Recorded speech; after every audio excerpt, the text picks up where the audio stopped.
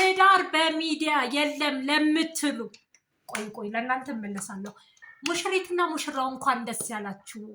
ሙሽራው አሹዬ እንዲሁም ሲስተር ሩታ እንኳን እግዚአብሔር ለዚህ ክብር አበቃችሁ። እንኳን ደስ ያላችሁ ማለት ፈልጋለሁ። በእኔና እንዲሁም በተመልካቾቼ በፎሎወሮቼ ስም እንኳን ደስ ያላችሁ። እግዚአብሔር ትዳራችሁን ይባርክላችሁ ለማለት ነው የመጣሁት። እዚህ ጋር ሚዲያ ላይ መጣችሁ ትዳር በሚዲያ የለም ለምትሉ አንድ ነገር መናገር ፈልጋለሁ። ትዳር የእግዚአብሔር ስጦታ ነው። ሁልጊዜ እንደምናገረው ትዳርን የሚሰጠው ማን ነው? እግዚአብሔር ነው። እግዚአብሔር ሲሰጥ ደግሞ በምክንያት ነው። አንቺም ሆነ አንተ ትዳርህን ታክሲ ውስጥ ተዋውቀህ እንደምታገኛት ወይ ሆስፒታል ተዋውቀህ ልታገኛት ትችላለህ። ለቅሶ ቤት ልታውቃት ትችላለህ። አይሮፕላን ላይ ልታውቃት ትችላለህ።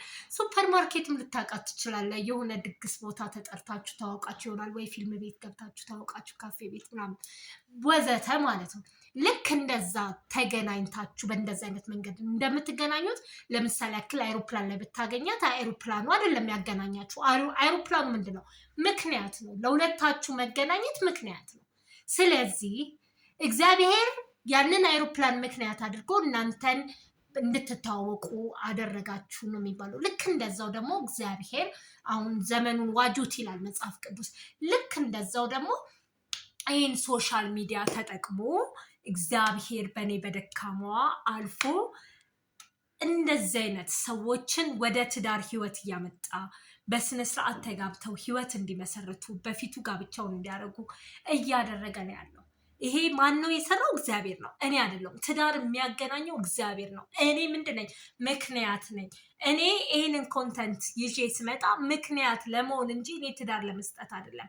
እኔ በሩን ለመክፈት ነው። እግዚአብሔር ሊያገናኛቸው የፈለጋቸውን ሰዎች በዚህ ፕላትፎርም በኩል እንዲገናኙ የእግዚአብሔር መልካም ፈቃድ ከሆነ እኔ ይህንን ኮንተንት በፍቅር ደስ ብሎኝ ወድጄው መጥቻለሁ። ምክንያቱስ ትዳር በየትኛውም ሃይማኖት የሚጠላ የምትጸየፉት ነገር አይደለም። የትኛውም ሃይማኖት ላይ ትዳር የተከበረ ነገር ነው። ሰዎችን ማጋባት፣ ሰዎችን እንዲጋቡ ሞቲቬት ማድረግ ይሄ የተቀደሰ ሀሳብ ነው።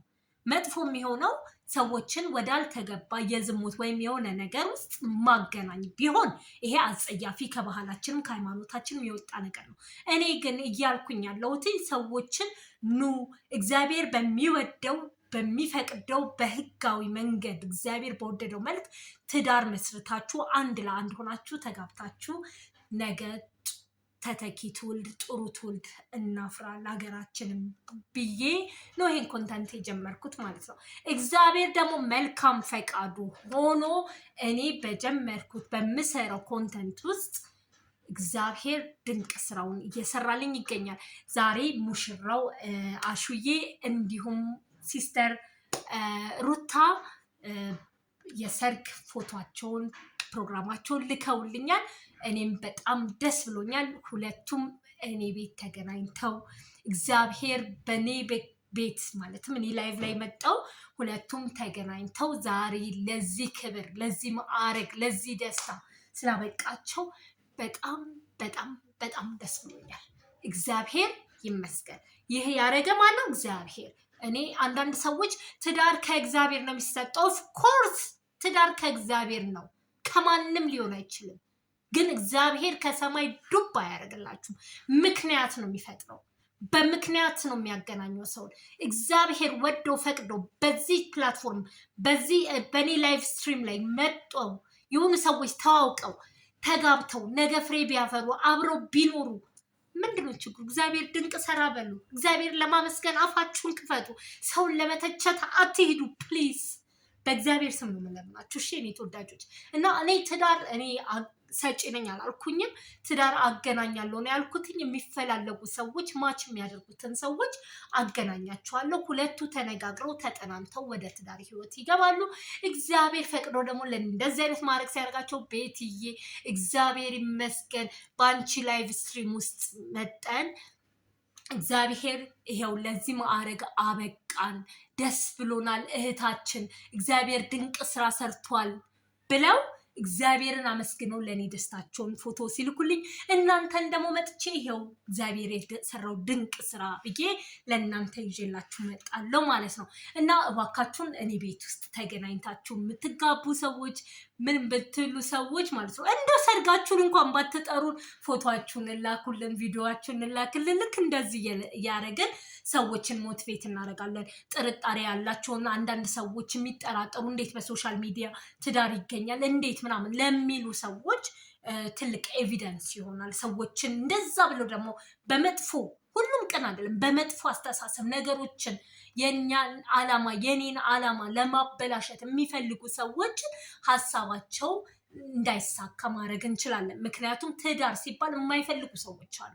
ይሄ ትዳር ምናልባት ብዙ የገቢ ምንጫቸውን አንዳንድ ነገራቸውን የሚነካባቸው ሰዎች ስለሚኖሩ ይሄን ነገር እንደ ውሸት አድርገው ሰዎች ላይ ፒክቸር ለመፍጠር የሚፈልጉትን ሰዎች እኔ በማስረጃ ይዤላችሁ ስመጣ ሌሎችን ሰዎች ወደዚህ ህይወት እንዲመጡ ሞቲቬት እናደርጋለን። እና እባካችሁ በእኔ ቤት ውስጥ ተገናኝታችሁ የምትጋቡ ቀለበት የምታደርጉ ፎቶአችሁን እንድትልኩልኝ በእግዚአብሔር ስም ለምናቸዋለሁ።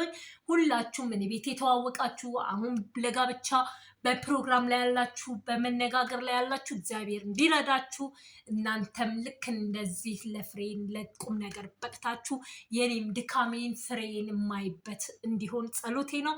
ሁላችሁንም ወዳችኋለሁ። ፎሎ ማድረግ እንዳትረሱ፣ ሼር ኮፕ ሊንክ እያደረጋችሁ ቤቱን አበረታቱ። ላይቭ ላይ ያለው ኤኒታይም መጣችሁ ላይቭ ላይ ስገባ የህይወት አጋራችሁን መፈለግ ትችላላችሁ። በጣም ነው መወዳችሁ። ለሙሽሮቹ መልካም የጋብቻ ዘመን ይሁንላችሁ። እግዚአብሔር አይለያችሁ። ጅማሬያችሁን ሳይሆን ፍጻሜያችሁን እግዚአብሔር ያሳምርላችሁ። ትዳር ኮንትራት አይደለም፣ እስከ መጨረሻው እስከ ዘላለም የሚከፈልበት ዋጋ ነው። ቻሌንጅ አለው። ያንን ቻሌንጅ እግዚአብሔር የሚያሳልፋችሁ ያድርጋችሁ።